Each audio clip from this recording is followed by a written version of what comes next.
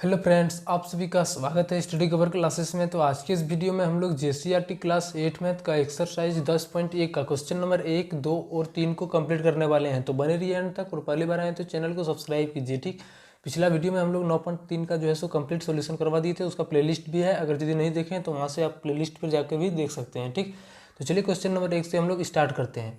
तो इसमें है अनुक्रमानुपाती और व्युत्क्रमानुपाती। सबसे पहले हम लोग ये समझ लेते हैं कि अनुक्रमानुपाती और व्युत्क्रमानुपाती क्या होता है। ठीक, तो चलिए रफ पेज में आते हैं, वहाँ पे हम लोग थोड़ा उसके बारे में समझते हैं। तो चलिए हम लोग सबसे पहले अनुक्रमानुपाती के बारे में पढ़ लेते हैं, और उसके बाद हम लोग इसका व्युत्क्रमानुपाती उल्टा भी पढ़ेंगे। ठीक, देखिए अगर यदि हमारा एक संख्या है, कोई भी चीज़ है x, ठीक, उसके बाद समानुपाती है y, इसका मतलब ये हो रहा है कि अगर x बढ़ रहा है तो y भी क्या हमारा इंक्रीज बढ़ रहा है। ठीक, अगर यदि x का मान घट रहा है आगे बढ़ते समय तो y का मान भी हमारा क्या हो रहा है, घट रहा है। ठीक, इस तरह से कौन दोनों हमारा सेम होगा। अगर ये बढ़ेगा तो ये भी बढ़ेगा, और ये घट जाएगा x तो y भी हमारा घट जाएगा। इस हम लोग अगर यदि इसको मैथमेटिकली इसको सॉल्व करेंगे तो अगर ये समानुपाती रहता है तो इसको हट के हमारे यहाँ पे क्या है, कोई कांस्टेंट आ जाता है। ठीक है, हमारा कोई कांस्टेंट ABCD आप कुछ भी लिख सकते हैं, KY। ये जो हमारा कांस्टेंट होता है वो किसके बराबर हो जाएगा, तो x को रहने देंगे और y को हम लोग इधर ले आएंगे, तो जो कांस्टेंट आएगा वो कितना आएगा, x/y के बराबर में आएगा। ठीक, अब ठीक हमारा जो है सो इसका उल्टा जो है सो व्युत्क्रमानुपाती के बारे में हम लोग थोड़ा समझते हैं।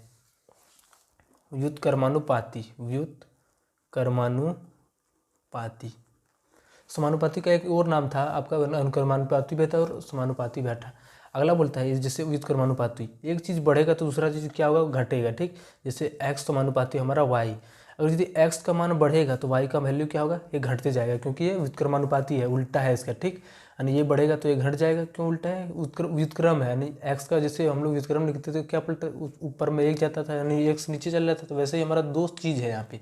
तो x का अगर यदि मान बढ़ रहा है तो y का मान इसमें क्या होगा, घटेगा, और यदि y का मान बढ़ेगा तो x का मान क्या होगा, घटेगा। इस तरह से वो जो व्युत्क्रमानुपाती का जैसे चिन्ह होता है। ठीक, हम लोग क्या करेंगे, यहाँ पे भी इस समानुपाती को हटाएंगे तो हमारा कोई कांस्टेंट आएगा, तो हम लोग कुछ भी कांस्टेंट ले सकते हैं, तो k/y आ गया। ठीक, हम लोग यहाँ से k का वैल्यू निकालेंगे तो हमारा कितना हो जाएगा, k को रहने देंगे इस साइड में, लेकिन x और y जब गुना हो जाएगा साथ में तो हमारा x y बन जाएगा, यानी कांस्टेंट जो आएगा x और y के गुणनफल के बराबर आएगा, यानी समान आएगा। ठीक, चलिए ऐसे करके हम लोग क्वेश्चन नंबर 1 को बनाते हैं 10.1 का।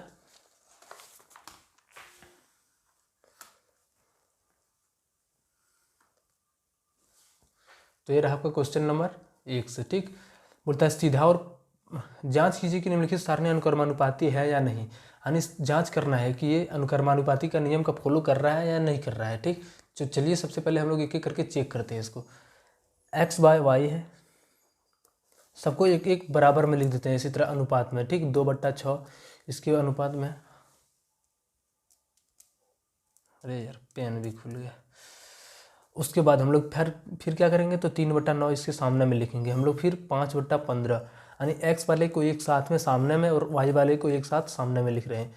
8/24 आ गया, फिर हमारा 10/30 है। ठीक, अब सबको कटाएंगे तो ये कटेगा तो कितना, 1 और 3, फिर 1 कटेगा तो 1 और 3, 1 और 5, यानी 1 और 3 बार में। ठीक, 8 का 1 बार में और 3 बार में, 1 0 से 1 0 कैंसिल, यानी x/y जो आ गया वो कितना आएगा, 1/3, यहाँ भी 1/3, यहाँ भी 1/3, आपका 5 को था और 5 के पास कितना आया, 1/3 आया, यानी क्या है, कांस्टेंट आया, एक समान आया। ठीक, तो ये क्या कर रहा है, ये व्युत्क्रमानुपाती नहीं, ये अनुक्रमानुपाती होती है। ठीक, इस तरह से जब मतलब x/y और k के बराबर हम लोग पीछे पढ़े कि वो क्या होता है, तो समानुपाती होता है, ये क्या हो जाएगा, हाँ व्युत्क्रमानुपाती है। ठीक, इस तरह से हमारा यहाँ स्पेस नहीं था, इसलिए हम लोग लिख सकते हैं कि यहाँ हाँ यह अनुक्रमानुपाती है। ठीक, अब ऐसे ही क्वेश्चन नंबर 2 पर हम लोग आते हैं।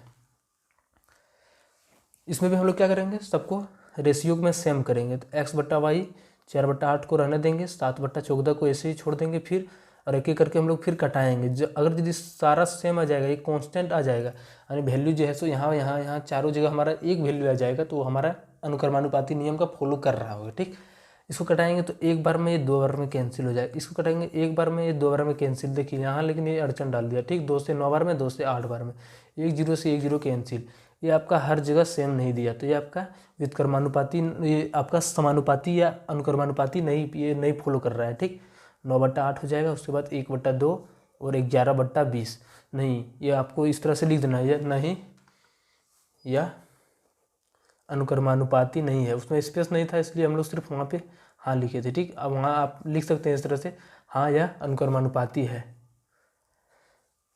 चलिए इसका क्वेश्चन नंबर 3 पर आते हैं। तो इसमें भी हम लोग क्या करेंगे, सबसे पहले सबका अनुपात को बराबर करेंगे। तो x बट्टा वाई को रहने देते हैं, सामने में सबको लिखते चलते हैं, 5/20 और 6/36, ठीक। अब यहाँ से कटाएंगे तो ये 5 बार में कैंसिल, इसको कटाएंगे तो ये 4 बार में कैंसिल, इसको कटाएंगे तो ये 6 बार में कैंसिल।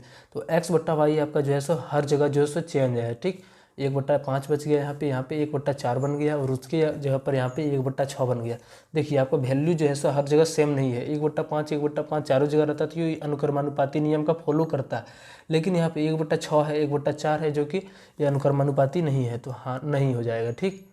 नहीं, यह अनुक्रमानुपाती नहीं है।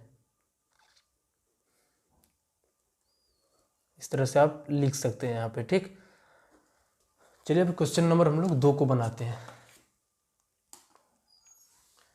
बोलता है क्वेश्चन नंबर 2 में, यदि x तथा y अनुक्रमानुपाती है तो निम्न सारणी द्वारा x1 x2 तथा y1 का मान ज्ञात कीजिए। यानी पहले से ही बोल दिया कि ये सारा जो वैल्यू है ये सब आपका क्या है, एक अनुक्रमानुपाती नियम का फॉलो कर रहा है। अगर यदि ये अनुक्रमानुपाती है तो ये क्या, ये भी बराबर होगा रेशियो में। अगर यदि कटाएंगे तो हमारा रेशियो जो आएगा वो सारा सेम आएगा, ठीक। अनुपात जो आएगा वो सेम आएगा। तो चलिए अगर यदि अनुक्रमानुपाती है, इस तरह से आप लिख सकते हैं, चूँकि x तथा y अनुक्रमानुपाती है, तो इसका मतलब क्या, ये दोनों जो रेशियो होगा आपका सारा क्या होगा, सेम होगा, ठीक। यहाँ से अनुक्रमानुपाती का मतलब क्या, हम लोग पीछे भी पढ़े कि x बट्टा वाई का मान जो होगा हर जगह सेम होगा। तो x बट्टा वाई हमारा जो हो जाएगा वो कितना, 3/12 के बराबर हो जाएगा। फिर हमारा जो है सो इसके आगे मतलब x1/20 हो जाएगा। फिर हमारा x2/28 9/y1, ये सारा जो आ जाएगा वो क्या, एक निश्चित मतलब एक ही रेशियो में आएगा, ठीक। इसका अनुक्रमानुपाती का मतलब यही हो गया। अब चलिए एक एक करके हम लोग क्या करते हैं, मान निकालते हैं। एक बार इसको साथ में रखते हैं, क्यों, दोनों बराबर है, तो हमारा यहाँ से क्या x1 का वैल्यू आ जाएगा, ठीक। इन दोनों को जब हम साथ में रखेंगे तो हमारा क्या, यहाँ पे 3 को कॉन्स्टेंट दिख रहा है, एक हमारा वेरिएबल दिख रहा है, तो इसका क्या x1 का मान हमारा आ जाएगा। तो चलिए इसको बराबर कर देते हैं, 3/12 x1/20, क्योंकि x1 का वैल्यू भी पूछा है तो x1 का भी मान भी निकल जाएगा, ठीक। 3 से कितना बार में कैंसिल हो जाएगा, 4 बार में, तो कितना बार में, ऊपर में बचा 1/4 और x1/20 बन गया, ठीक। तो अब हम लोग क्या करेंगे, यहाँ इस तरह का कैलकुलेशन हम लोग 4 से सोजासुजी इस तरह कटा देंगे। तो x1 का वैल्यू जो हो जाएगा वो हमारा कितना आ जाएगा, 5 आ जाएगा, ठीक। तो x1 का मान हमारा 5 आंसर हो जाएगा। अब ऐसे ही हमको क्या चाहिए, और x2 का वैल्यू चाहिए। तो इन दोनों को सेम करेंगे, कहीं भी हम इसको बराबर कर सकते हैं, इसको बराबर कहीं भी, क्योंकि सारा रेशियो अनुपात में जो है वो सेम है। तो हम फिर एक बार इसको और इसको बराबर करते हैं। तो 3/12 है x2/28, तो यहाँ से हमारा किसका वैल्यू आएगा, x2 का मान निकल जाएगा। 3 से कितना बार में, 4 बार में, और सोजासुजी इस तरह से हमारा क्या होता है, कट जाता है। तो 4 से 7 बार में कैंसिल हो गया, और जब इसको कोना कोनी गुना करेंगे तो इधर तो कुछ नहीं, 1 बच गया, x2 बराबर x, एक को जब 7 से गुना करेंगे तो हमारा 7 हो जाएगा, ठीक। यहाँ से x1 का मान x2 का मान निकल गया। अब हमारा क्या, y1 का मान निकालना है। फिर से हम लोग क्या करेंगे, यहाँ पे इन दोनों को सेम करेंगे। अब देखिए x2 का मान आपका यहाँ पे आ गया, तो आप इसको 7/28 लिख के यहाँ पे x2 का मान आपका आ गया। तो x2 के जगह पर 7/28 भी ले सकते हैं, इसकी जगह पर आपका किसी भी तरह लिखा लिएगा, आपका सारा रेशियो जो है वो सेम आएगा, ठीक। तो चलिए 9/y1 को एक बार हम लोग x2/28 के बराबर में कर देते हैं, इस तरह से भी आप निकाल सकते हैं। तो हमारा 9/y1 और x2 का वैल्यू हम लोग यहाँ नीचे निकालेंगे, कितना निकालें, 7। तो यहाँ पे इसकी जगह पर 7 हो जाएगा, बट्टे में 28, ठीक। 7 से कितना बार में, 4 बार में कैंसिल हो जाएगा। तो इस तरह से हमारा कैलकुलेशन कैसे करते हैं, y1 को इधर कोना कोनी गुना और इधर को इससे कोना कोनी गुना। अगर यदि सेम रहता है इस तरह से हम लोग कटा देते हैं, ठीक। तो लेकिन y1 को जब 1 से गुना करेंगे तो y1 बन जाएगा, और 9 को जब 4 से गुना करेंगे तो हमारा 36 आ जाएगा, ठीक। तो आपका 3 वैल्यू आ गया, कौन कौन सा, देखिए आपका x1 का मान जो है सो 5 आ गया, x2 की जगह पर हमारा कितना आ गया, 7 आ गया, और y1 की जगह हमारा 36 आ गया, ठीक। अब चलिए क्वेश्चन नंबर हम लोग इसका 3 नंबर पर आते हैं। तो क्वेश्चन नंबर 3 देखिए, क्वेश्चन नंबर 3 में बोलता है, यदि ट्रक 34 लीटर डीजल में 212 किलोमीटर की दूरी तय करती है तो ट्रक 24 लीटर डीजल में कितनी दूरी तय करेगी। इसको आप 2 तरह से बना सकते हैं, ठीक। तो हम लोग चलिए इसके समानुपाती विधि से हम लोग बनाते हैं, ठीक। चलिए इसको हम लोग सबसे पहले बॉक्स में एक सजा देंगे। देखिए यहाँ पे थोड़ा समझने वाला बात है कि अभी मतलब हम लोग समानुपाती में है, अगर यदि हम लोग व्युत्क्रमानुपाती में चले जाएंगे तब दोनों मिक्स हो जाएगा, दोनों मिक्स हो जाएगा तो हम लोगों को थोड़ा कन्फ्यूजन होगा कि ये समानुपाती है या व्युत्क्रमानुपाती है।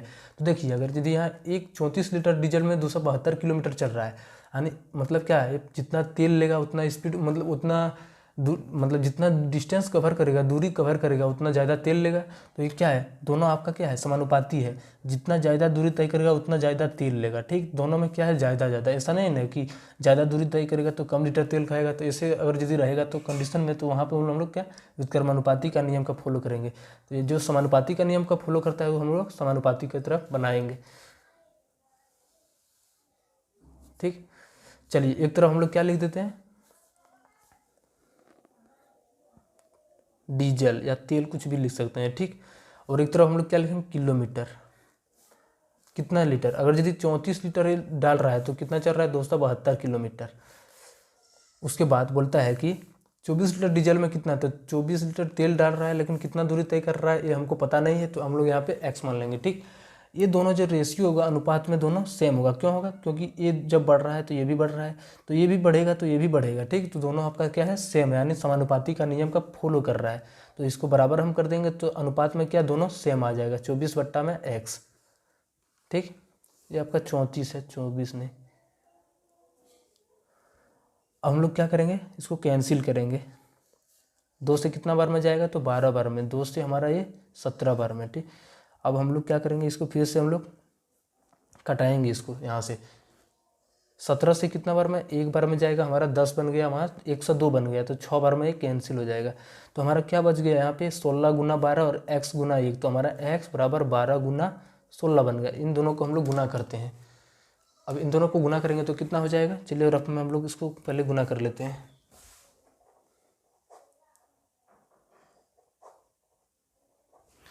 जब गुना करेंगे तो हमारा कितना आ जाएगा, 192 किलोमीटर। ठीक, ये जैसा आपका राइट आंसर हो जाएगा। चलिए मिलते हैं किसी नेक्स्ट वीडियो में किसी नेक्स्ट क्वेश्चन के साथ। तब तक के लिए चैनल को नए हैं तो चैनल को सब्सक्राइब कीजिए, दोस्तों को शेयर कीजिए। ठीक।